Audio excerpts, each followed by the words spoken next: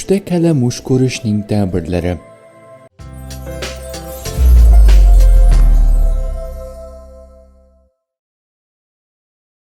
Agar kishi tushida kalamush ushlasa, yashash joyidan boshqa joyga ko'chishi mumkin.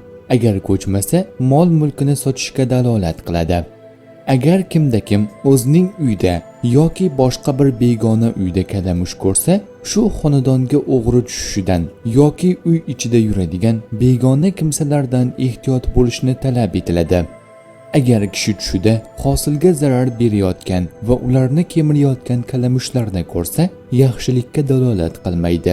Bunday tush ko'rgan kishi yer atrofini tozalash va uni zarar beruvchi jonzotlardan asrash kerak. Aks holda moddiy taraflama yo'qotishlar bo'lishi mumkin. Bordiyu tuz sohibi tushida qizil dumli kalamushni ko'rsa, betob bo'lishidan dalolat qiladi.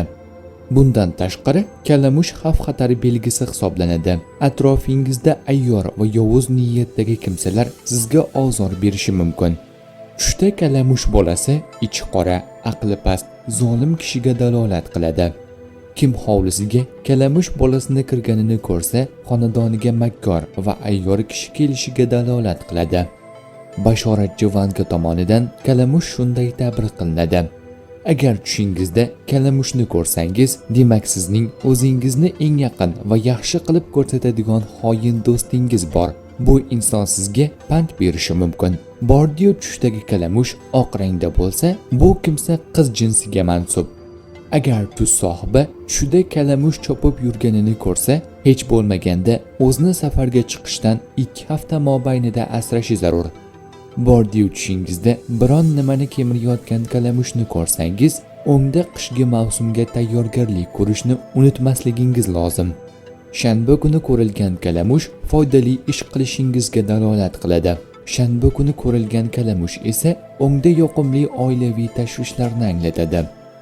Bordiyu tuz sohibi tushida kalamushni o'ldirsa va bu kalamush juda ham katta bo'lsa, katta omad kelishiga dalolat qiladi.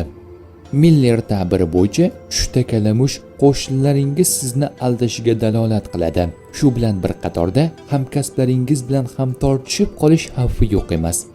Agar siz tushingizda kalamushni tutib olsangiz, demak o'ngda inson qadri siz uchun baland.